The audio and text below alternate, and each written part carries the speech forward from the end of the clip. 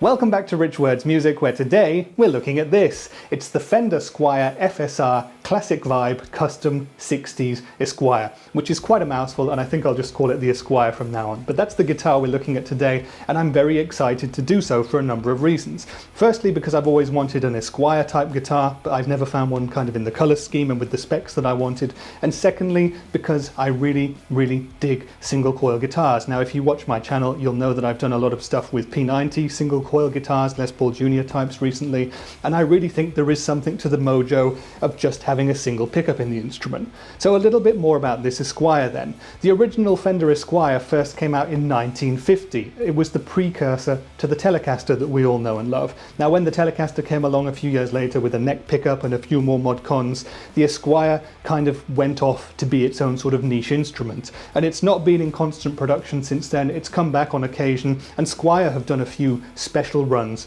recently, and this is the most recent of them, and it happens to have basically all of the specs that I wanted, so I bit the bullet, got it from one of Europe's leading online stores, who I won't name here, took the chance to order it online, and here is the guitar. So if you watch my channel, you'll know that I love blue guitars.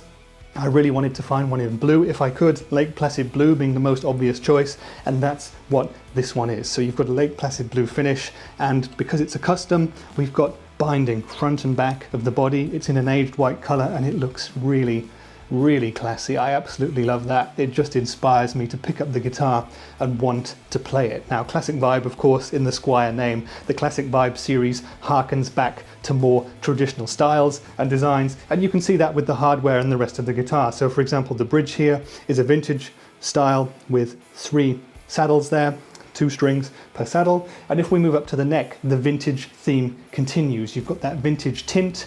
It's a poly finished vintage tinted maple neck. Now, the fingerboard, I would have really wanted rosewood or ebony. That was what I was going for because I love the dark look with Lake Placid Blue or with a blue finish, but this is laurel, so I just thought, you know, we'll take the chance, see how it works out, and go from there. Getting it straight out of the box, it's not quite as dark as rosewood, and it looks, I think, a little bit darker on video than it does in the flesh, but it looks the business to me anyway, so far I'm happy with it. A lot of people say that laurel fretboards are very dry, but I've had a quick fiddle with it just with my fingers, and it doesn't feel dry at all. It looks maybe a little bit dry, but it doesn't feel it, so we'll see how that is afterwards, and I'll speak more about it after we've had the playing samples. Moving up to the headstock there, we've got the Telecaster Esquire headstock and 6 Squier/no-name tuners there. Something that I really dig about the neck is the fact that we have a bone nut here as standard. That's the kind of thing that I would normally change straight away on a more affordable guitar, is get rid of the plastic nut and put a bone nut on there. So this coming with a bone nut as standard is very cool for me. So on that neck then, we've got the standard scale length for a Fender, which is 25.5 inches, 648 millimeters. We've got a 42 millimeter nut width there on the bone nut, and we've got 21 narrow tall frets, so that should make the guitar a bit of a breeze to play. It's my first guitar with that kind of fret size and style on it, so I'm interested to see how that works. The fingerboard radius is 9.5 inches, and one thing just to mention straight from the off is that the action on this guitar seems to be pretty high. It's a lot higher than I would have on my normal guitars, so I'm not going to alter that for the playing samples because I want this to really be how this guitar came out of the box, but that's something I will definitely need to set up afterwards once we're done with this. Everything else to speak about then, so you've got a parchment scratch plate there, which I think is very nice indeed, very classic, adds to the aesthetic very well. And here we've got what might be a mysterious thing to people who don't really know what an Esquire is, because we've got one pickup but a 3-way selector switch there. So what does that do? Well, you've got your traditional volume and tone pots here, as you would see on a Telecaster, and what we do here is, imagine if I flick this to the middle, now we're basically in Telecaster bridge single coil territory. So I've got access to the volume control there, and I've got access to the tone control too. Now, what most people like to do with an Esquire these days is flick it across to the bridge treble side, and that takes the tone control out of the circuitry and gives you an even brighter, bitier, chimier top end attack than you would get with a standard Telecaster bridge single coil. Now, as I said, I've been playing a lot of P90 equipped single pickup guitars recently, and there really does seem to be some kind of magic to just having one pickup. You know, when you have a neck pickup there, that pickup is exerting a kind of magnetic pull on the strings, as all pickups do, and that does seem to have an effect with these instruments. So I'm really excited to see what this one sounds like when I plug it in. Now, the thing that most people today probably wouldn't use with the Esquire is flicking it across to the rhythm side there. Now, that also cuts the tone control out of the circuit, so you've just got the volume, and that also basically cuts out all of your tone. There's a capacitor in there that really makes a muffled, kind of almost bassy sound, and that's actually what Fender were going for with the original Esquires. Back in the day, back in 1950, when these guitars first came out, there weren't really decent bass amps, so what they thought they would do is give Esquire players the chance to use the kind of rhythm setting to get a sort of a muffled, thumping, bassy sort of a sound. Now, I'm pretty sure that that's not going to be the kind of tone that I would use for the kind of stuff that I play, but I will do some playing examples so we can all hear what that sounds like. So what we're going to do now then is play the standard Rich Words music stuff. We're going to do some country, some folk, some pop, some indie, some rock, some hard rock, and even maybe some chuggy metal at the end, and we'll see if this can do down-tuned drop D madness. So my rig for today is going to be my Hughes & Kettner Black Spirit 200 head. We're going to run the guitar straight into it at first, through the amp's clean channel, then we'll move up to the crunch channel for some classic rock and some indie. We'll then engage the lead channel and do some heavy rock and some hard rock. Then we'll put the boost on the lead channel and do some progressive rock and maybe some almost metal-y, punky sort of stuff. And at the very end, we'll revert back to the clean channel of the amp and engage the Rev G3 distortion pedal to see if this thing does metal. Enough talk then. This is the Squier Esquire, to shorten the name down. Let's play it now and we'll speak more in detail about it afterwards, and I will give you my conclusions.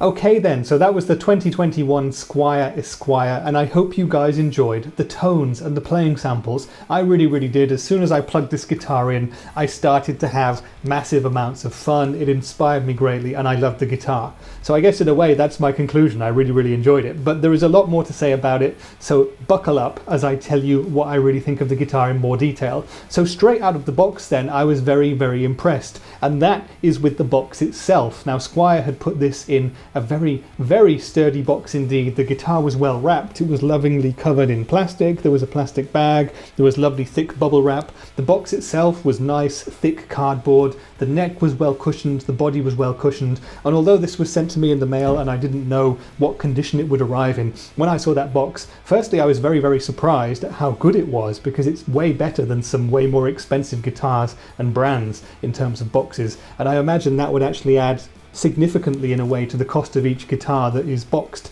like this. But I was really impressed with that, and I think full marks to Squier for going the distance and making sure that these arrive in tip-top condition. And when I got the guitar out the box, of course, I was totally inspired just to run straight away and start doing this video and plug in, because it looks so good. I love that classic vibe about it. That's why they call it classic vibe, I guess. It's got this beautiful Lake Placid blue body. It's got the lovely vintage looking binding and the vintage tint to the neck.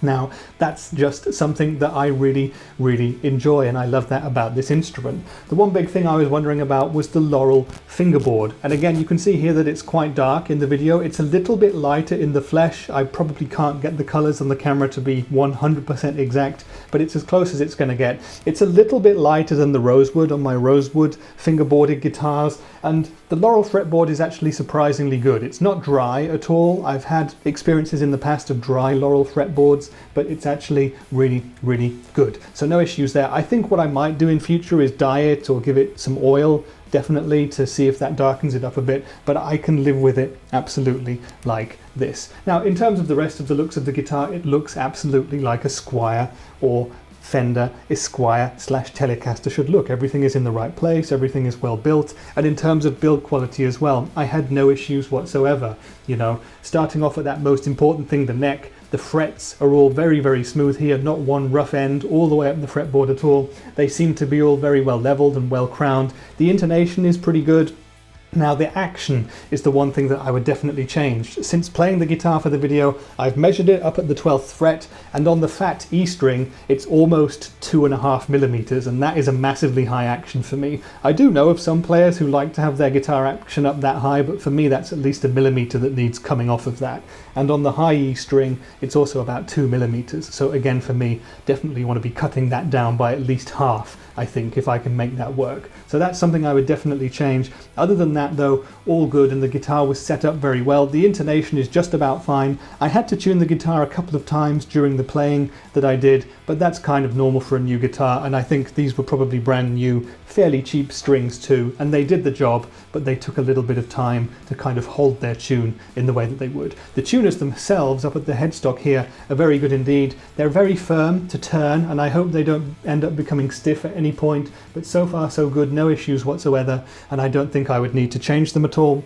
Now, the three-way selector switch here and the knobs, all absolutely spot on. No issues there with that at all. There's no crackling or anything. No crackling with the knobs either. Smooth volume sweeps, smooth tonal sweep on that middle setting, of course. What more can you ask for? And one other thing I just want to mention about the hardware is the fact that I find this pretty cool, that the bridge here on the front, the guitar comes as a string through, as you can see, but you've also got some holes here at the back of the bridge there, so you can use this guitar as a string through if that's your thing. And I know that some Telecaster and some Esquire players like to do that.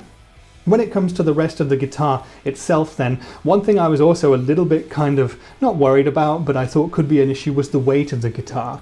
Now, in 2020 I played a couple of the Squier Esquire classics that came out, and they were maple boarded ones, and they had pine bodies, whereas this one has a nato body. And I loved those guitars that I played last year. I didn't even mind the maple, the finished maple fingerboard. It was very nice indeed, but those guitars were backbreakers. They were so heavy. They felt heavier than the Epiphone Les Paul that I have, and that's too much for me. Now, they, as I said, had pine bodies. This is a NATO body, and when I picked this guitar up, I was absolutely delighted to find that it weighs 7 pounds dead. That's just over 3.1 kilograms. That's right slap bang in the center of where I like a guitar to weigh, so that's absolutely wonderful. So I guess that's the NATO body. It's a slightly more lightweight wood than pine would be, but full marks to Squier for luckily picking me out a light piece of wood, I guess. Oh yeah, and I guess I should probably also mention that I brought it up in the introduction, but there is a bone nut on this guitar, and I think for the price of this, that's fantastic. On a lot of the lower end Fender guitars, you don't get a bone nut. So to get a bone nut on a Squier like this is absolutely wonderful. I'm really impressed with that, and that's something I won't need to change later. The nut has also been cut well, so no issues there at all. Well done to Squier for making what seems, on the face of it, a very nice guitar indeed. Let's move on to the playability and the sounds then, because they're, apart from the looks, for me, the most important thing. I mean, if the guitar sounds terrible, you're probably not going to want to play it, even if it's fun to play, and vice versa. So the neck is the other thing that comes into play here as well. Now, there is a poly finish on the back of this. It's maple tinted, and it's quite thick. It's not a thin coating, I would say. It's not overly thick. It's not been badly applied or anything. It's just something that is there. So if you don't like that, if you prefer this feel of a satin maple neck, for example, that lots of Telecasters have, then you might want to try this one out before committing to it, because I guess they could have the propensity to get a little bit sticky if you've got sweaty hands and you play for longer periods of time. Not an issue for me yet. I will update you guys, I guess, at some point in the future. I'll do another video about this guitar for sure, and then I'll tell you if this has been an issue for me or not. So far, I like it very, very much indeed. I would say overall on the basis of things that I do prefer a satin neck if I can get one, but this being a vintage tint, I'll live with it for now and see how I get on with it in the upcoming months. The rest of the neck, as I already mentioned, is totally cool. Frets all good, laurel fingerboard all good, no dryness in that board whatsoever. I would like to see it be a little bit darker. That's also maybe something I can do with a bit of an oiling.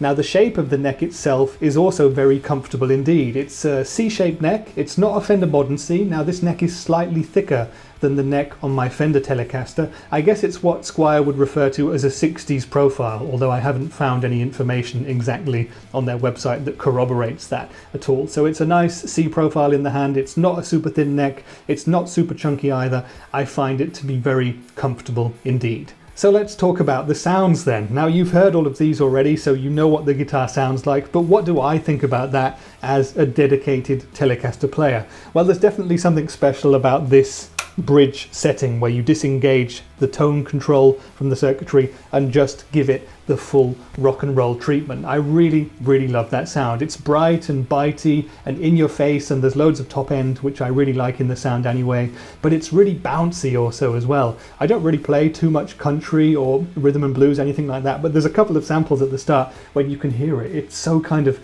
chunky, and I don't know if squishy is the word, no, because that's kind of a compressed term, but it's so dynamic and bouncy, and it has so much attack to it. I absolutely love it, and I can see why those rhythm and blue players use these guitars so much. But back to the sounds then. So I absolutely love this bridge sound with no tone control in there. It's amazing for the classic clean stuff, it's amazing for the rock stuff, it's amazing for the more alternative and modern styles as well.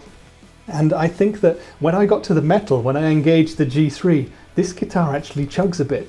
It does some very nice modern metal sort of sounds. And I kind of did a fairly improvised sort of, I'm not going to call it country metal. It was sort of improvised by a Mastodon riff, but it's just kind of a little sort of country-ish sort of single note riff and then a little bit of chugging. And I thought that sounded fantastic. I've played it on humbuckers too since I came up with it on the fly. It sounds massive on humbuckers, but there's something about the bite and the attack of the Esquire that just made it sound really cool indeed. And those single country sort of notes just worked really, really well. Now, as a Telecaster player myself, I was most kind of traditionally at home on the middle setting there, and what I did on some of the sound samples that I played was kind of turn the tone control just down a little bit, just to give you guys a bit of an understanding of how different you can make this sound from the full-on bridge setting. But this is a very, very versatile pickup. It's a Fender-designed alnico single coil, by the way, and it's very, very versatile. I didn't find myself missing a neck pickup as I played it. I just found that it was suitable for so many different things, and as you wind down the tone a bit, it becomes much more mellow and it gives you more almost kind of chilled, laid-back, jazzy vibes. You could almost get it into sort of acoustic guitar sounding territory. Now, when we got to playing a few samples on the rhythm setting, which is kind of a fake bass or whatever you want to call it. I thought that it's kind of a fun novelty thing to play, but in terms of modern stuff, in terms of 21st century genres, or in terms of playing chords or anything with a bit of chime, it's just not really there. It's something that I can't really ever see myself using. I tried to find samples and examples where I could show you guys where it was useful, and I think possibly the most useful two that I found was kind of trying to do almost a little bassy sort of a job. There's kind of a slightly soulful single note riff which I did, where it's almost like a bass and a guitar at the same time with a bit of reverb. That's kind of something you could use it for, and I guess that's traditionally what it was thought of as being usable for. And the other thing that I did was, with a lot of gain, with the lead channel on the amp with the boost engaged, I just did a very simple lead line across all three different pickups there. And when you have it on this rhythm mode, it just kind of, it's a different sound. It's again a sound that I would not personally use, but it's a sound, and if you like it, you will absolutely love it. It's a sort of sound you would achieve with having a wah pedal and cocking it back in the wrong direction, effectively, because that's basically what a wah pedal is. It's taking you from no tone to maximum tone, so you can actually do that with this, and of course in the middle setting you can do that with the tone knob as well, but that's what that is. So I probably wouldn't be using that very much at all. I don't know if it's even good to have it on the guitar, to be totally honest with you, but in terms of doing kind of an authentic replication of what an Esquire is, it's good that it's there, and I enjoyed being able to discover it for myself. And I guess that's probably most of what I want to say about this guitar, really. I summed it up in the first line of this part of the video, actually, when I just said that this guitar is super fun. It has a similar kind of vibe to the Les Paul Jr. style of instruments. You just plug it in and play. You can't really do too much fiddling with it. Okay, you do have the three selections there, but I would say if you're getting one of these for the first time, let it go on the treble setting and just rock out. Up the gain a bit and see what you can do, because this guitar, it's so liberating for me to have kind of less stuff to fiddle around with. I don't do that much fiddling on my Les Paul, but it's just not having those knobs there, just being able to focus on the sound that you've got and the energy that you have. I absolutely love that about this guitar. It's a lot of fun to play, the weight is good, it feels great. I would love to have a rosewood fretboard version or an ebony board version if possible at some point, but I can absolutely live with this for now, and I think I'm going to have an awful lot of fun with this guitar. One very interesting question that I asked myself when I was playing it for the first few minutes was, is an Esquire worth it over a Telecaster? If you've got an Esquire and if you've got a Telecaster next to each other, which one is worth having? And I think that's actually still a question that I'm not 100% certain of the answer to. So I absolutely love this guitar right off the bat. I'm still in the honeymoon phase, and I love this setting here that you can't get with the Telecaster. And it does offer a little bit more than my Fender does in that way.